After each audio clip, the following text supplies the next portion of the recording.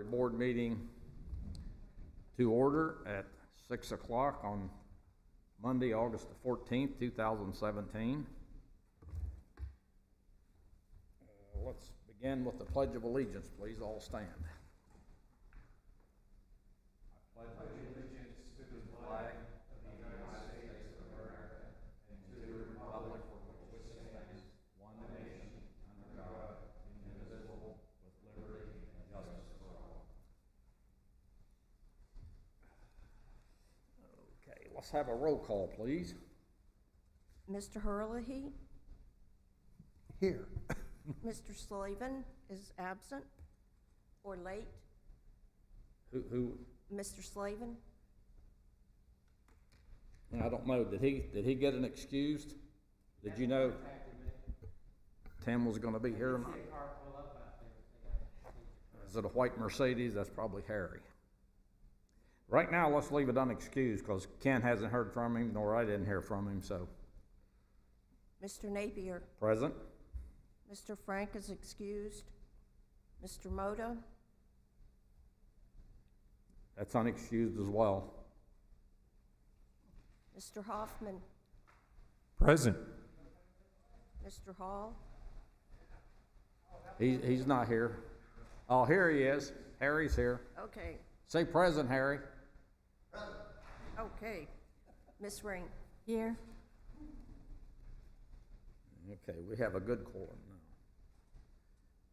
Okay, so we have three, I guess that was one excused and two unexcused?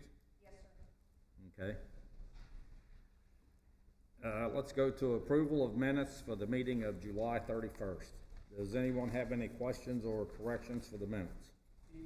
Yes, I do, and I've discussed this with Ken. On page 3, in the very top paragraph, partway down, it discusses the deductions from the employee's pay, and then it continues on and says, and the city's contribution per employee. I would move that we delete per employee because the city's contribution is made on a calculated basis. It's not based upon an employee basis. It's the actuarial study comes up with a lump sum amount.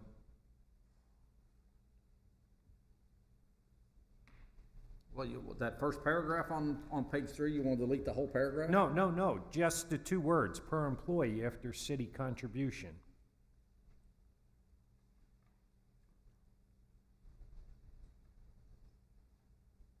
Did you see where I'm at, Larry?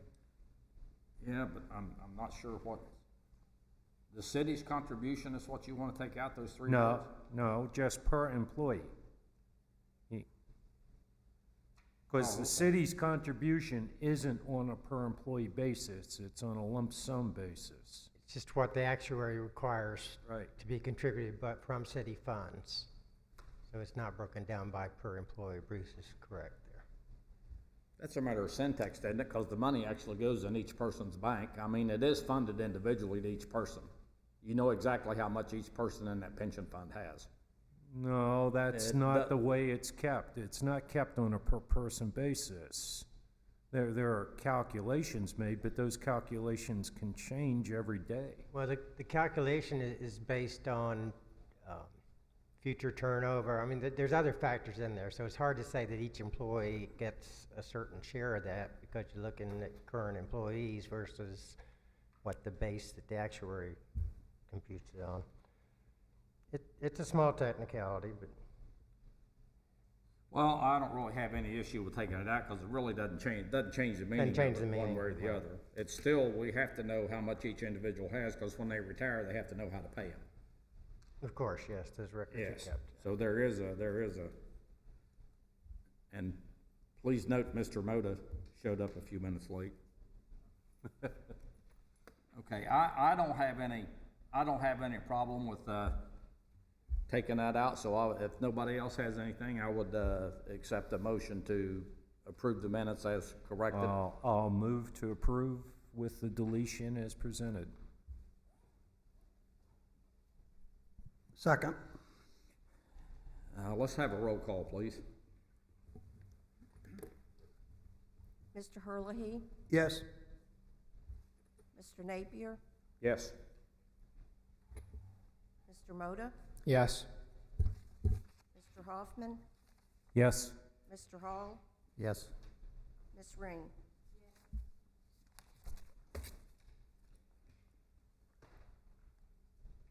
Okay. Unfinished business. Kim, you're on.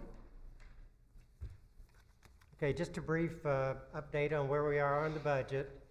We have gotten the results. I think maybe I mentioned it at the last budget committee meeting. I'm not sure, but I did at the city council meeting of August 9th that we have a proposal from an insurance company. We can switch to Florida Blue instead of our current carrier, and we, instead of having a 10% increase in group insurance cost, we would have only a 2.3%.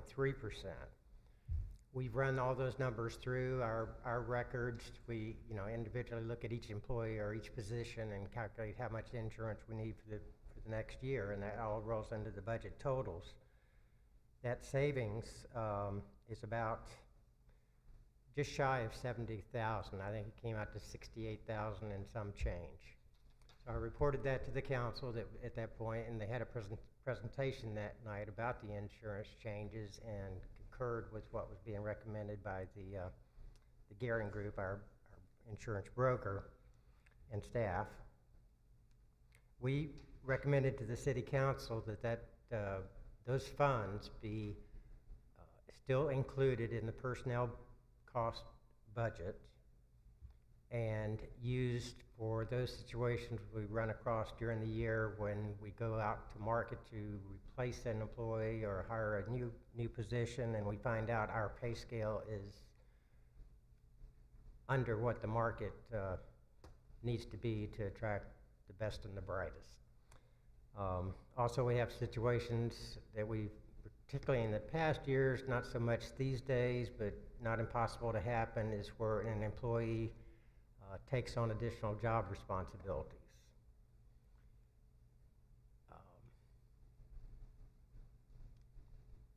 So mainly those two type of situations. We have the authority under the labor agreement because we changed this last contract into having approval of pay ranges for each position that's covered by the contract, and away from automatic step increases or 3% increments. We now have the flexibility to make those kind of adjustments. City Council's only reaction to that, really, other than some favorable comments, that it's good to have that kind of ability to adjust your pay rates, was that we need to develop procedures and policies that kind of specify the kind of criteria that have to be met to use those monies. To be honest with you, in full disclosure, there was some comment about, well, maybe also our roadways need more work, and maybe those funds should be shifted to road work.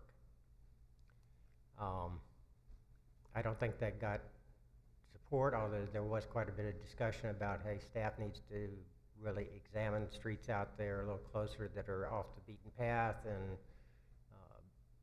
update our study of streets and the condition of roadways. It's over a year old now. So bottom line is our current version of the budget still has personnel cost at the same level. Even though we don't need it all for insurance, we would use it for these designated funds for changes to pay rates. We did all those updates, and we have posted it to the web. If you've had a chance, or if you're looking for the details on effect of each department with those changes, you could find that on the web at this point. I know as far as the operating budget, everything's still the same proposed 3.4 millage, even from the staff. We'll go on to the first public hearing with that presumption, I know Larry contacted me and wanted like more details on any changes to the capital program. And I did go through and kind of outline, and I'd like to share, for, I guess, for the record, for everybody, kind of what's changed in the capital programs. that That's you fine. first This saw. will be all the current stuff, right? This will be all the updates you've made for Since the day past couple one. of meetings we've had. Since that, yeah, That'd be actually, since fine. that first update that y'all had on Please the do. capital program. Not a lot of things that make a big difference, but we had an engineering sign truck. This is like a $50,000 vehicle that we had put in the original proposal. We took another look at the condition of that truck. It's probably going to, in our estimation, all else being equal, it'll last even beyond the current capital program year. So we chose not to even slide that out to a future year. We just took that funding out of the capital program, and I know the next question in people's mind is, well, does that free up money in general fund or where? But those are DST funds, discretionary sales tax. We took the, there were a number of things, particularly when we went to the planning board, that confused them about why these items are in the capital program, because we spend money on these things every year. So some of those included, in local option gas taxes, it included $30,000 that we allocate every year to sign replacements. It included road striping, which is we allocate $20,000 out of local option gas taxes for that. So we still have these costs. We're just not showing them in a capital program. Sidewalk construction and repairs, it's an ongoing thing. We react a lot because of insurance claims, slip and falls, and those types of things. So we always allocate some funding each year for that. Road crossings and sidewalk pipes, we call it, that's funded out of the stormwater fund. This was like we had quite a bit of money in the current year allocated to that, and we had another $50,000 shot in the arm, so to speak, to do additional projects there. But when we talk more about which projects those would be and try to get some details on it, we kind of decided that there wasn't anything significant there that couldn't be handled through the regular stormwater supplies and operational accounts out of the general fund.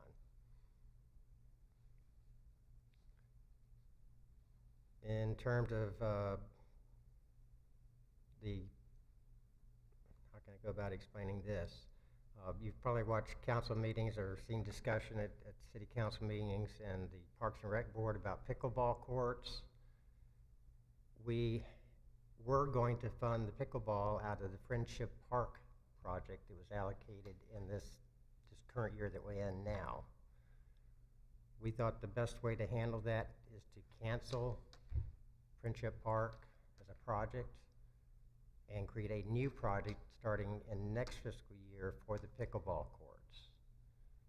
The council was presented a proposal to split the pickleball courts into 2 increments, 4 courts this coming year in 2018, and 4 additional courts in 2019. So we not only slid those funds or moved that funding that was going to be Friendship Park, took it out of the picture and allocated out of DST funds the monies needed to do pickleball courts next year.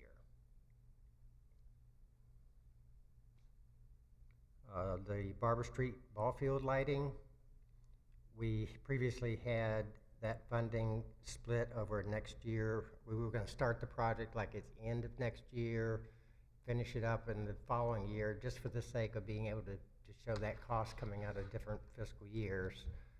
We just reconsidered that and said, let's just fund the entire $375,000 out of recreation impact fees to get those lights repaired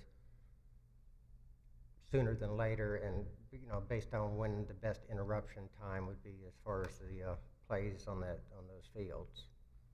So we'd be able to start anytime after October 1st, subject to approval on that project. And the last thing is on the golf cart fleet.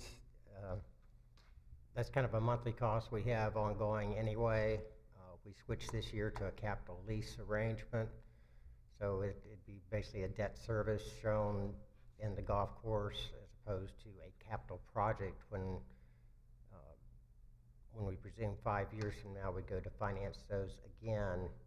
We most likely, or I would almost bet that we would do some kind of financing or capital lease at that point. It wouldn't be an outlay of the replacement of cart cost that we had at that time. So we've taken that out of the capital program, even though it still has to be considered in terms of the operating budget for the golf course. And I think that pretty much covers any of the changes we've made to the capital program. And same thing, the capital program is part of the operating budget recommendation that's on the web at this point. It's been on there since last Thursday.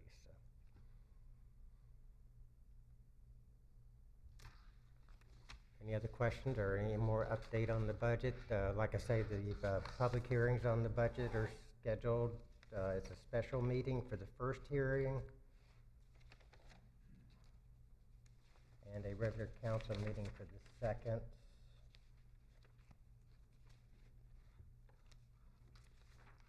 First hearing would be on a special meeting September 18th. That's a Monday evening, and the final hearing would be at the September 27th meeting. Be glad to respond to any other questions that you might have. No, I'm good. The only one I think is the first one, the truck. Will that 50,000 is being totally taken out? Will that be reallocated in the budget?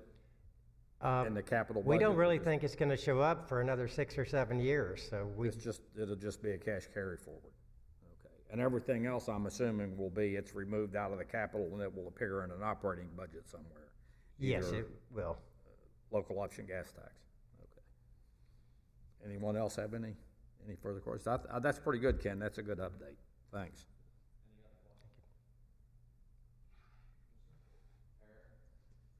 Yes, just one on the personal services. The additional funds, are they to be used strictly for promotions, hiring personnel? Will any of it be available for raises? I'm hoping the answer is no. The answer is no. I mean, we basically have a policy. Well, we're obligated under the contract terms to, well, I really misspoke. The labor contracts, we have to get their approval for the annual percentage increase, which is basically the 3% that we've got in the allocation. I should update on that too. So that 3% will be the pool. But that these you'll won't be able to use used the merit any kind of, cost living increases.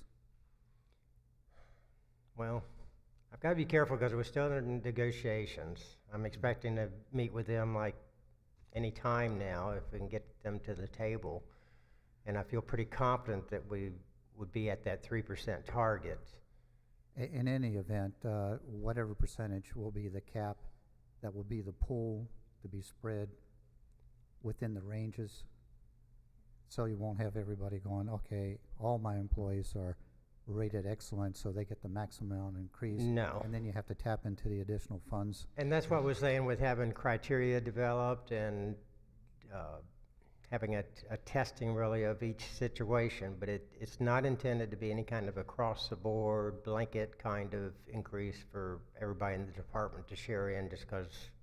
So there will be a cap, and the additional funds we're talking about are available just for, say, new hires or enhanced job responsibility, promotions. Yeah, and possibly, I mean, if you really had exceptional performance, something really outstanding that a particular employee did, then we could draw on those funds, but it's not But that would be rare case, so to speak.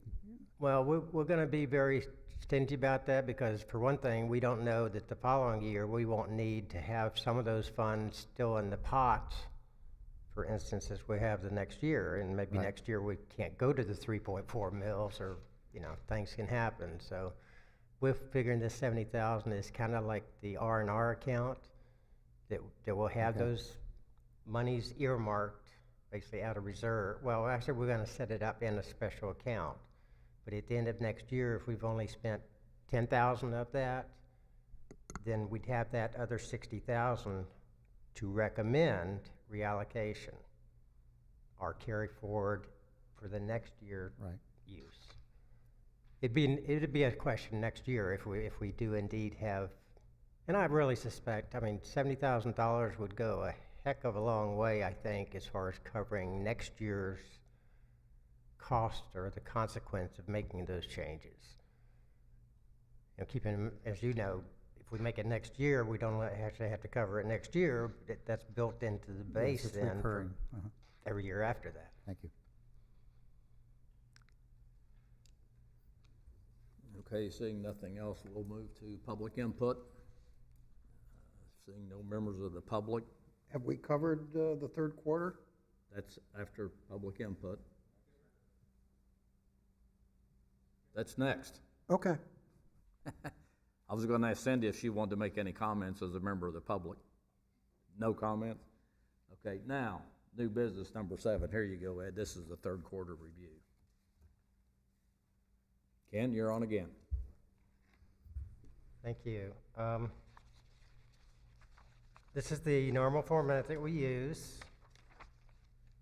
We basically go to the city council with the agenda item on this, and that's what I've given you a copy of, is the proposed agenda item I would turn in for the next city council meeting. We highlight for them all the budget changes that have been made during the quarter.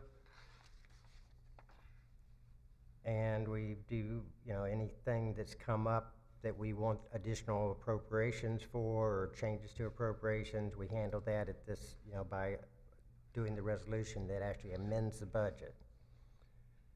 This past quarter, there weren't a lot of things that I would even call significant. City manager was able to adjust between some project monies.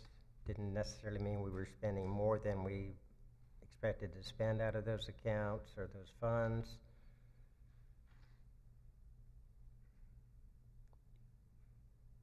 We list those changes during the quarter the city council's already made. And we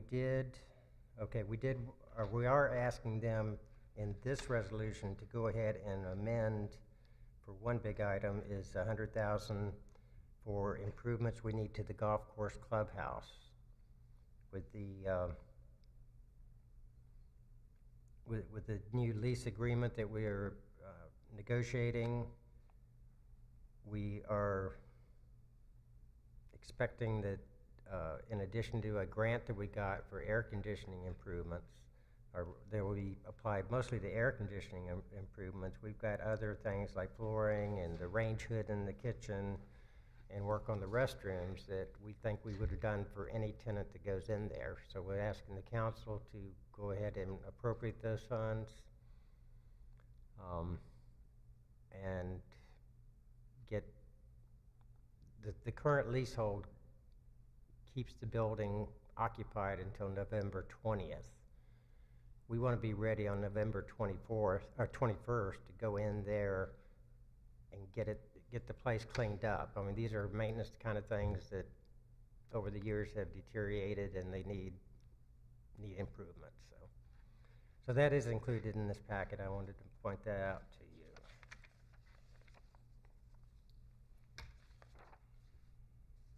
I did an executive summary, just show you some graphics about where we are on various on the various funds, on where they stand after 9 months of operation. Revenues in general fund are almost 75% received, right on target, and departments have spent less than 72% of their budget, so we feel pretty confident. We did in our budget documents, if you recall, we do show an estimate of the current year of where we stand and have what kind of fund balance we have at the end of the year. So some of that's already accounted for because the departments have adjusted their estimates, and that's reflected here. The R&R reserve fund is actually down at the end of the quarter to $164,565. We basically had a limitation put on us of $275,000 into that account, so we've spent all but 164 of that 275 at this point. Golf course revenues, of course, we had the 9 holes closed as they were redoing the greens, so that's affected the revenues in the golf course in the short run. I just make a note that the airport, we don't count all the large grants. We show the matching for some of the grants at the airport, which are funded out of DST, but we don't, my numbers here don't reflect the grant revenues, because obviously that would skew the numbers. You'd think we're doing wonderful because we got a grant this year, and next year we don't get the same amount of grants, and you'd think we had failed. So we kind of net out any kind of grant expenditures or revenues. And building fund is still looking at high levels, probably not as good as last year. It looks like we kind of peaked out, but it's still healthier probably than the year before that. So it looks steady. It looks probably in the same, we're projecting that next year will be about the same level as we're seeing this year.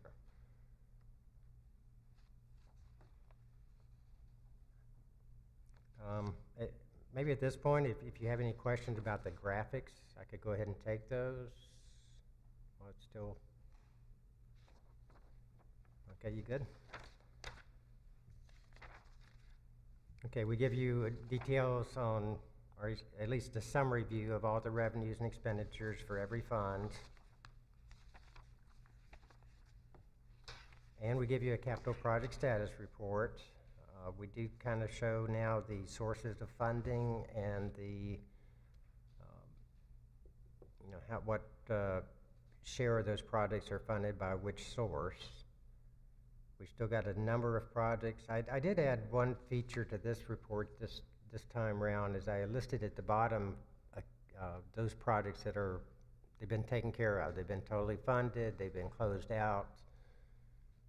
So the top of the report shows the projects and the years that they were first initiated, and get you some idea that we've made some progress on knocking off some of the age-old type, projects that were several years old, and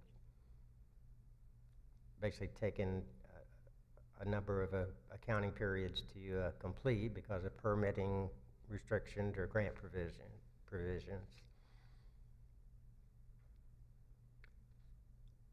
City manager and I have discussed when we go to the council with the budget approval of the capital program. I think one thing they'll be looking for is, okay, at that point, we'll be into September, and perhaps it won't be too hard to estimate where we'll be at September 30th, and then be able to say, okay, this project has a certain amount of money that's not been expended, but we're obligated to still spend it after October 1st.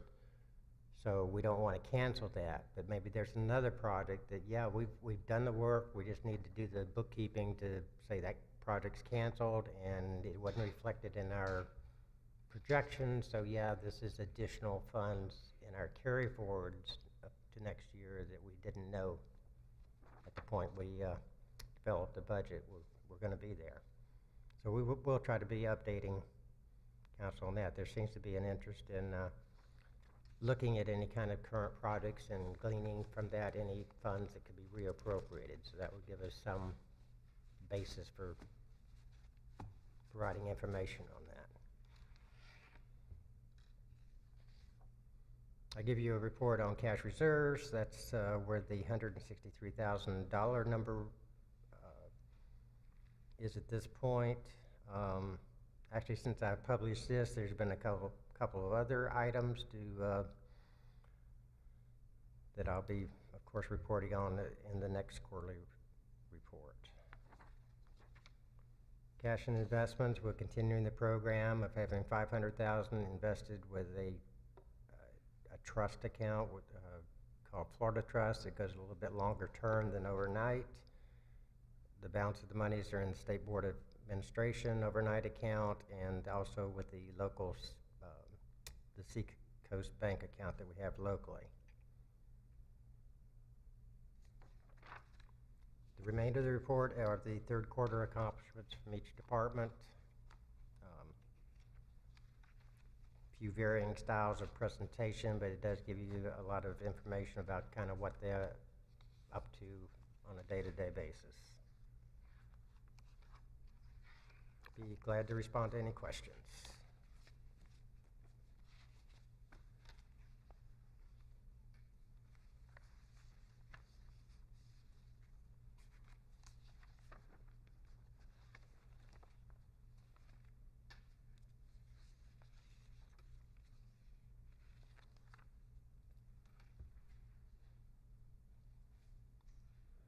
Totally confused everybody, right? That it? Anybody have any questions about that third quarter review? Excuse me. Couple of, on the fund summaries, we don't have page numbers on this.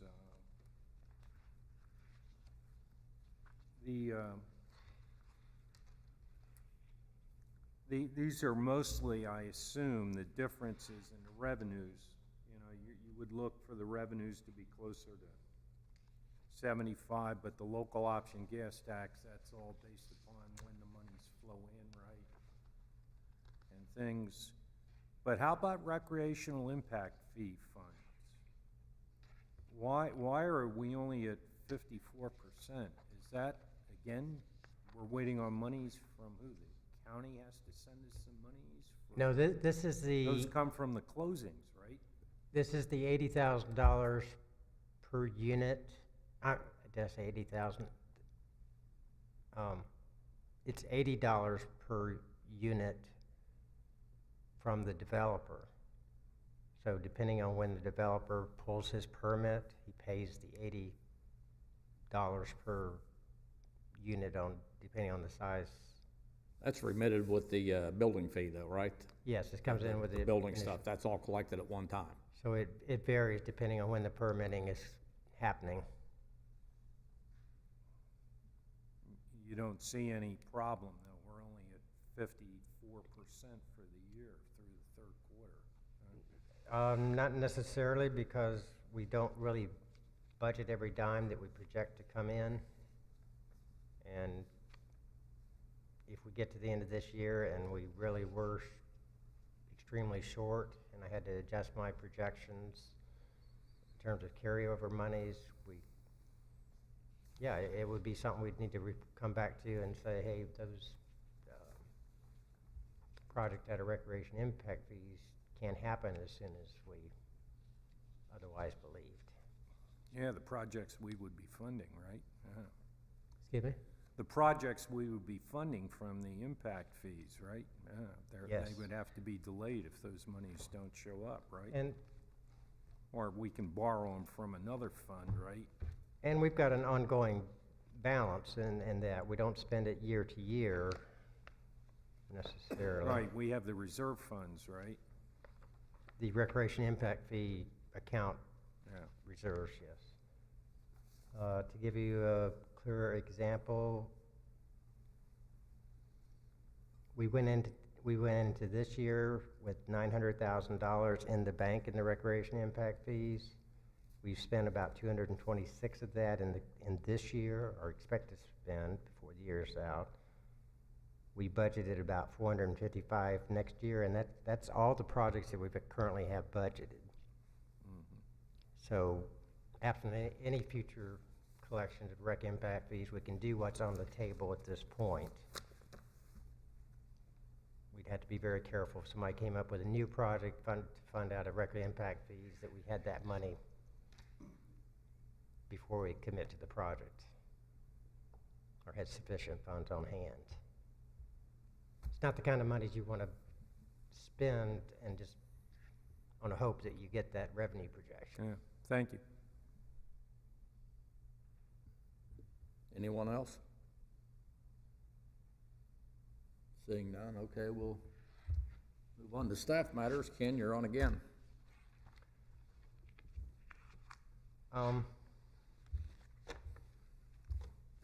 It's sad, but I just want to mention, in case you haven't heard, as far as our city attorney, he did pass away this past weekend, Bob Ginsberg. I'd heard. So we're definitely going to miss him, and our hearts go out to his family. Other than that, I've really got no other business matters. So. Okay. Board matters. I think we started with Bruce last time. Andrea, you have None for me, thank you. Harry? Yes, are there any, have you come up with any recommendations for the intersection of Barber and Joy Haven and what impact it might have on the current or future budgets? Answer's no. I mean, I don't know of any plans currently or any kind of funding scheduled for that.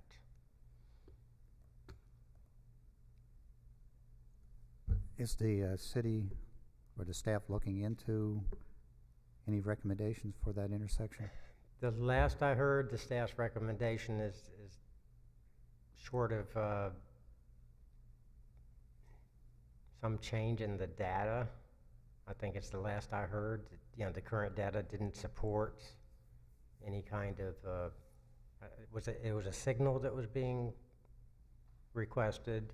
I really don't know. The last time that y'all presented it to us, there was the thoughts of, well, there's several things that were proposed. Signals, four-way stops, flashing lights, but Yeah, if he I never recall, came back to tell us where he thought we might go on that. well, we did hear from the city engineer at that time, which that, of course, has changed. And I understood his response to be that, it would be, he'd continue to keep his eyes open type of thing for grant opportunities to fund it or the data to support. It's a dangerous action. intersection. I just worry that the city might have some liability if we had to wait for the data to support outside funding.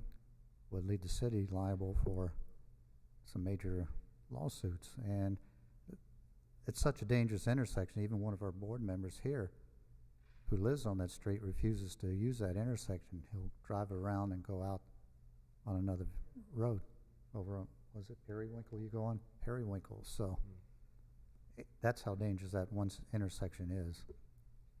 And that was my concern, is that I'd hate to see the city liable for anything because they did not take some sort of action or at least be able to present that they were moving in that direction. Should something terrible happen at that intersection. Is that it? Sergio? Gonna say. I'll have to agree with my colleague that also lives on Joy Haven about the need to address this issue. I don't think it's just Joy Haven, but it's also Concha, because I have some friends that live on Concha that also have the same problems as well. So if it can somehow be addressed again in the future about the need to revisit this specific item, I think that would be greatly appreciated, not only to us, but to the citizens that live both on Joy Haven and Concha. So I appreciate that. Is that it? Bruce? You good? Ed? I'd like to bring to your attention that I think at this point, I could be wrong, this committee has not come up with a final recommendation on the millage rate. Our last vote, if my memory serves me correctly, it's getting a little dim, but we voted on the maximum, the 3.8. The city council approved that, and that was for the DR 420. Now we have a budget at 3.4. And the question comes, what does the budget committee want to recommend to the city council? So, I thought it would be appropriate that we discuss that, because we've got until the 19th of September for the first meeting. We don't have another meeting scheduled at the moment. So the question that I bring before the House is, what do we want to recommend? Do we want to recommend 3.4, 5, 6, 7, 8? So Well, I I'm can here answer to that. engender a discussion. And I agree. I think I'm gonna call for a motion when we get through here, but if you review the minutes carefully, we've already had a discussion and actually approved the 3.4 millage rate that funded the budget. The budget was fully funded, and we already approved that budget, but what I'd like to do is have this committee have another vote tonight. I'd like to have a motion that we accept the plan and the millage rate at 3.4 and the budget as it's presented. Because we've actually already done that. This will just be another point of clarification. And I think that's probably the only motion we need tonight, unless we think we need another meeting, which I don't. I think we're finished. So I'm open to that motion.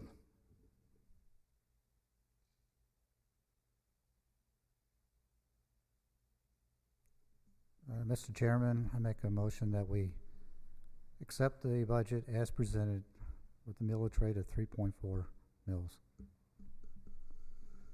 I would second that. There's a second. Okay. Let's have a roll call on that motion, please. Everyone clear on the motion? Yes. It's actually what we've already approved, but this is just more clear direction to the city council exactly where this committee stands. So let's have a roll call vote, please. Mr. Herlihy, Yes? Mr. Napier, Yes. Mr. Moda, Yes. Mr. Hoffman, Yes. Mr. Hall, Yes. Ms. Ring. Yes. Your motion passes. Thank you. And Ed, did you have anything else you wanted to bring up, or was that it? That's it? Okay, thank you. And I had nothing else there. The only thing I have is those open projects that were in there. There was like, I don't know, I think it was around $140,000, the ones that were from fiscal 12 and fiscal 13. And I heard some discussion at a council meeting I listened to a little bit about maybe closing those projects out. And I'm assuming that money just be appropriated and carried forward and used in another project someday. Since it's obvious I'm not gonna get any more money for the road and drainage repair. I still wanna see an extra $500,000 in there, but I don't think it's gonna happen. Okay, now I guess we can go on. Does anybody else, you wanna discuss another meeting?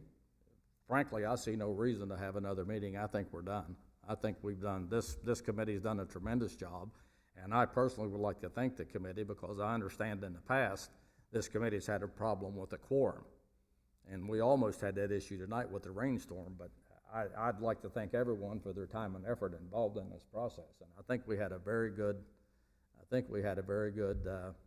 3 months or so discussion on this budget cycle.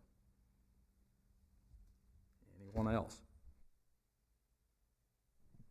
I'd just like to commend Ken and his staff and everybody involved in the budget, especially this year. And as my cohort, Mr. Hoffman, said at the last meeting, something to the effect, it's hard to believe that you came up with the 3.4. It really is hard, but it's there. It's been there for a while, and I congratulate you and your people. Thank you very much. Thank you. I'll certainly pass that on to my staff.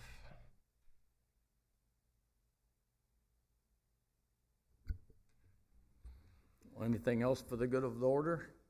Like I said, I appreciate the work this committee's done, and a hearty thank you to everyone, and Ken and his staff, of course. None of this could happen without them. Being no further business, this meeting is adjourned.